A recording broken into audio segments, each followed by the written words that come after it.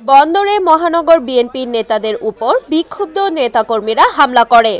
আজ শুক্রবার বিকেলে বন্দর উপজেলার নবীগঞ্জ ৩ রাস্তার মোড়ে এই হামলার ঘটনা ঘটে। বিএনপি সূত্রে জানা গেছে, নবীগঞ্জ এলাকার নূর হোসেন নামের এক বিএনপি কর্মী সম্প্রতি অভিযোগ তুলেছিলেন, মামলা থেকে নাম বাদ দেওয়ার কথা বলে সুজন নামের একজন কথিত যুবদল নেতা মহানগর বিএনপি শীর্ষ নেতাদের নামে ৩ লাখ টাকা চাঁদা চেয়েছিল। তার দেওয়ার বক্তব্য সামাজিক যোগাযোগ মাধ্যমে ভাইরাল হয়ে ওঠে।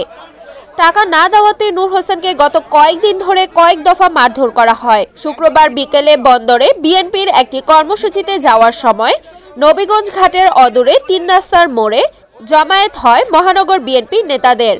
হঠাৎ করেই ৪০ থেকে ৫০ জন যুবক মিলে লাঠিসোঁটা ও বাঁশ নিয়ে তাদের ধাওয়া করে।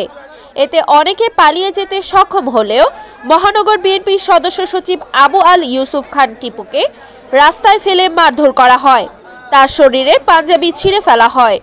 উদ্ধার করতে গিয়ে আহত হন মাসুদ রানা ও মুন্না। আহতরা একটি ভবনে প্রায় আধা ঘন্টা অবরুদ্ধ থাকে। পরে তাদের উদ্ধার করে নারায়ণগঞ্জ শহরের ৩০০ শয্যা বিশিষ্ট হাসপাতালে এনে চিকিৎসা দেন।